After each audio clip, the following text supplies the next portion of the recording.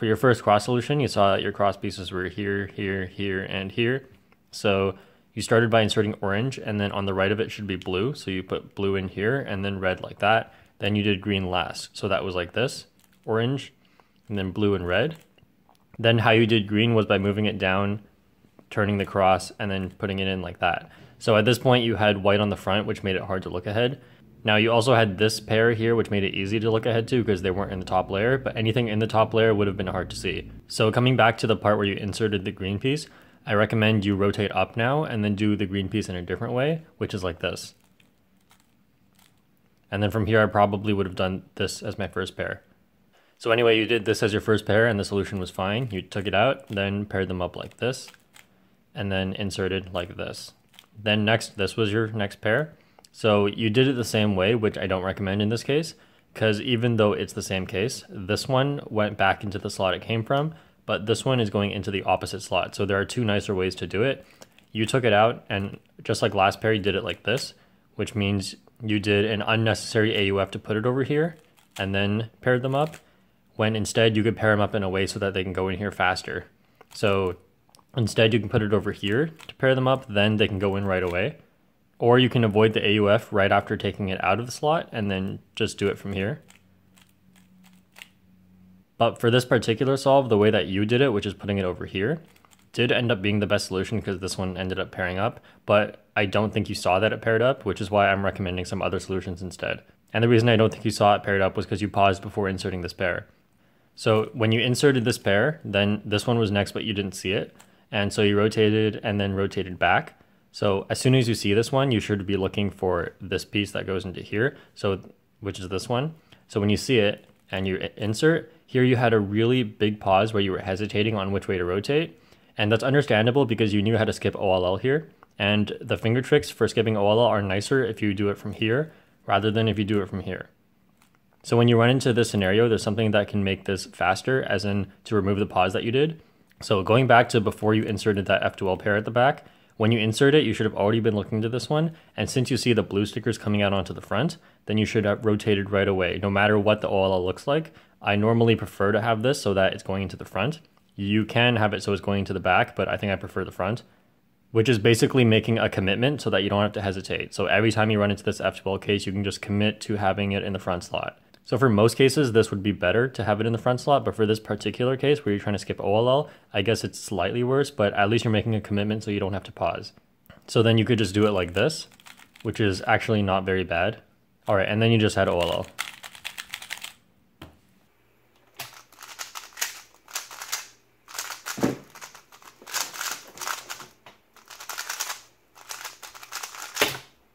For the second solve, the cross was pretty straightforward. You have the green piece here, blue here, and orange and red.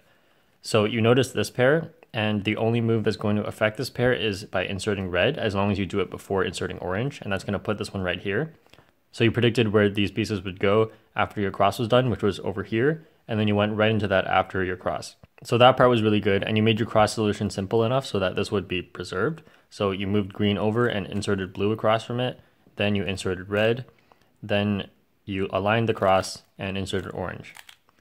Okay, so next I saw this pair right away, and what you should do when you inspect to cross plus first pair is you should start tracking your second pair as soon as you start doing your first pair, or even during your cross, but I think that's kind of too hard to do. So normally as soon as I finish my cross, since I already know I'm going to do this, then I start tracking the second pair. So this one should have been easy to track. You did do it as your next pair, but there was a slight pause here. So first pair, and then pause, and then this. All right, then next you have this pair here and this pair here. So the first one you decided to do is this one. And then here's something weird happened. So you started by doing it, which is 3 reverse sexy moves like this. And then instead of continuing and just solving this pair, you went into this one. And I don't really know why. And it also caused 2 extra rotations. So if for some reason you do want to start doing this pair, you could do it like this, which eliminates the rotations, and then just insert. But then instead you rotated and did it like this. And then you did this pair at the end. So paired them up, and then from here, since you had a dot case, then you did a sledgehammer, then OLL, and then PLL.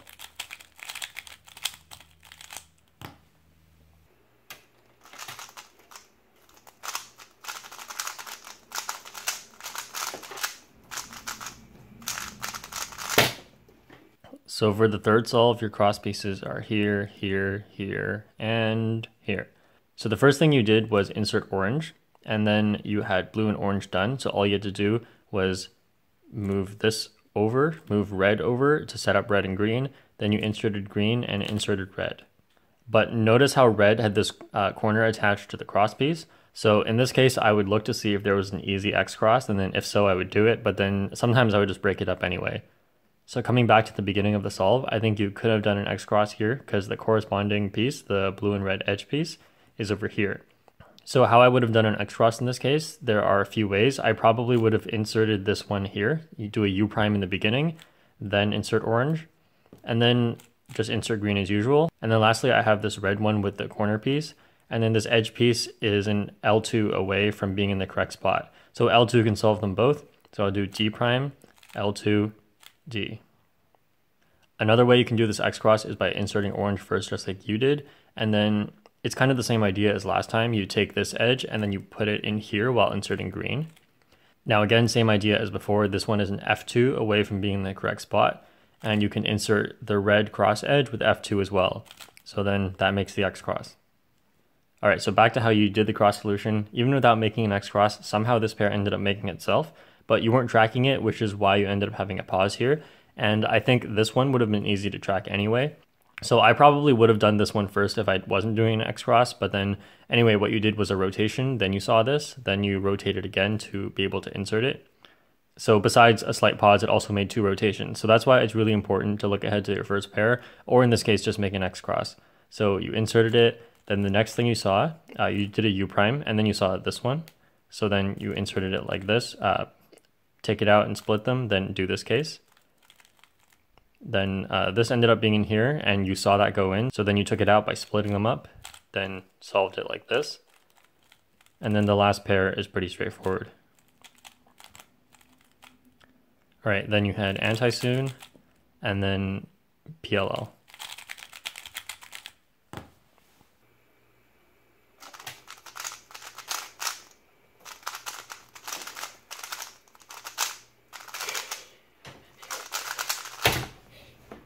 All right, your fourth cross was pretty easy. The orange one's already done. Green one can go in here, which is correct relative to orange. Red can go in here, and that sets up blue to go in here. So you also tracked this piece and this piece, or predicted where they would go. So this one is going to move over here when you insert red, and then when you insert green, it's going to go into here. So then if you track the green sticker here, it's going to go over to here and then over to here. So these two are going to match. The white sticker will be on top. And so what you did at the end, well, we'll see what you did. So do the cross, D2, and then you got this case. So you split them up and then did this pair. All right, so next, this is pretty bad because you only have these two in the top layer and their corresponding pieces. One is at the back and one is really, really hard to see. So you started by taking out this corner piece and this edge piece, which I guess is okay because it lets you find other pieces. And then, so you rotated. I don't know if you rotated with the intention of doing this pair, but you rotated and ended up doing this pair, which I guess is also fine because in this case, there's really nothing that was that great. So then you did this pair like this to set them up. But then what you have to do after is a U2, and then you can insert it.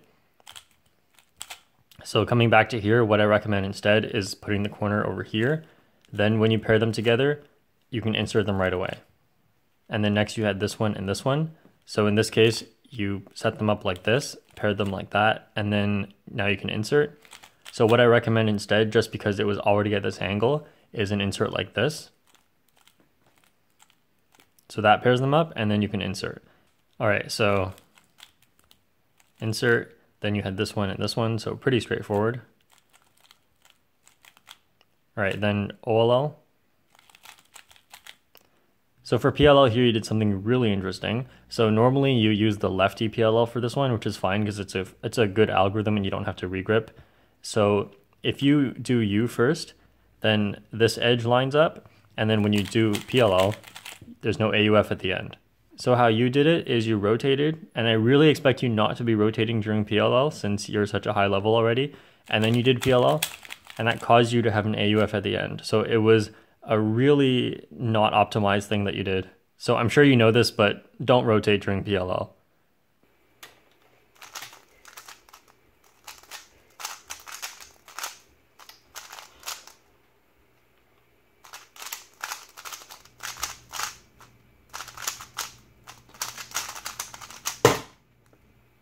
All right, so at first glance, this cross is pretty bad. You have red and blue here, which they could go in pretty easily in 3 moves. Then you have orange here, and then green over here. So what I also noticed when I first saw this cross was these 2 pieces, since this one's already attached to the cross edge, and then this one is in a nice spot. So I could consider making an X cross.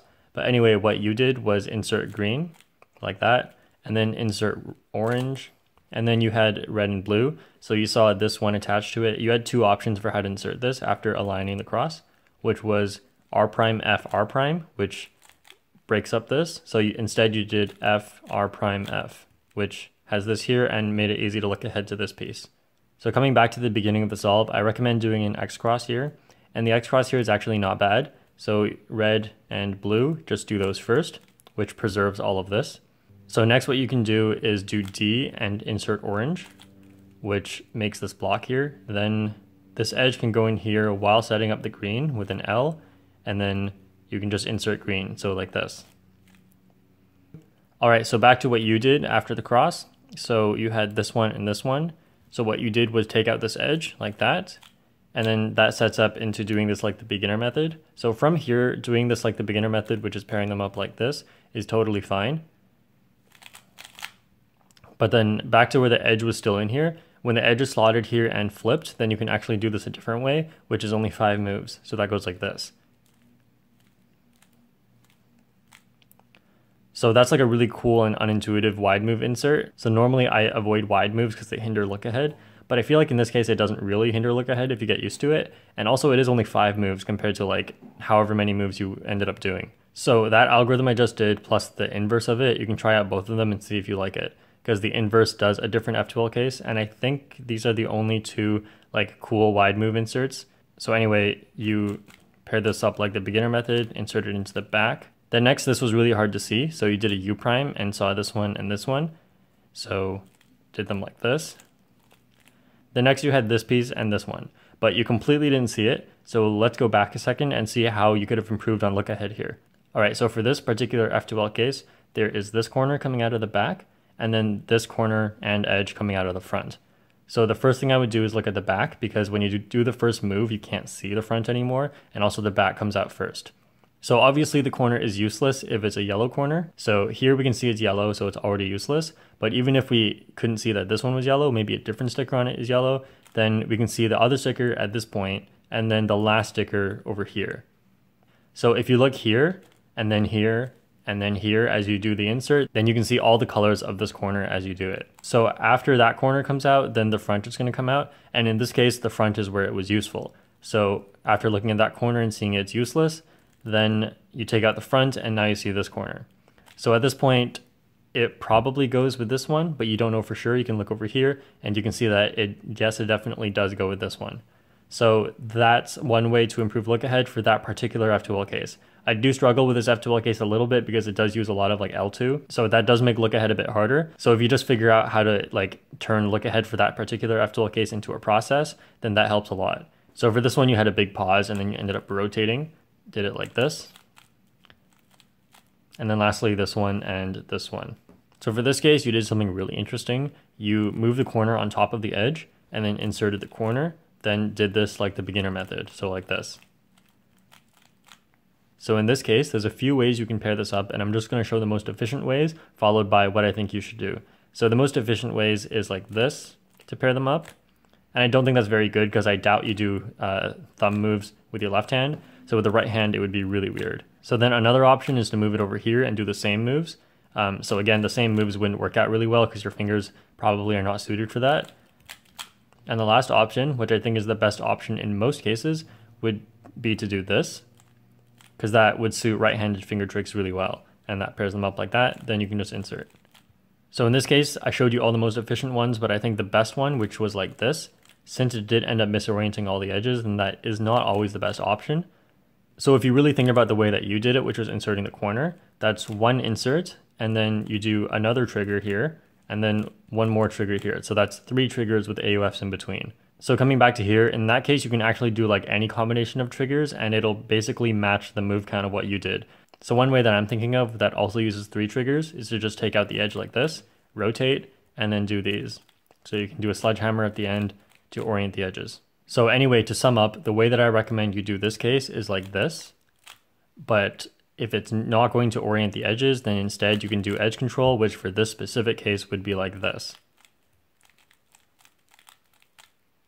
All right, so at this point, I would normally tell you what you're good at and what you're not good at, but obviously since you're sub 9, you're good at pretty much like everything. The slight weaknesses you have are like some F2L case inserts that you don't know the best way to do it. And also for some cases, like in the last solve where I talked about how to look ahead during that pair, there are some things you can do for that. So another example of something I like to do is for this case, I find that this corner is particularly hard to track if you're just tracking it visually, but if you just remember where it goes and it's going to move with an L like that, then you just see that the corner is going to end up like that. So all I have to do is track the edge and the corner ends up right here, then I can just insert.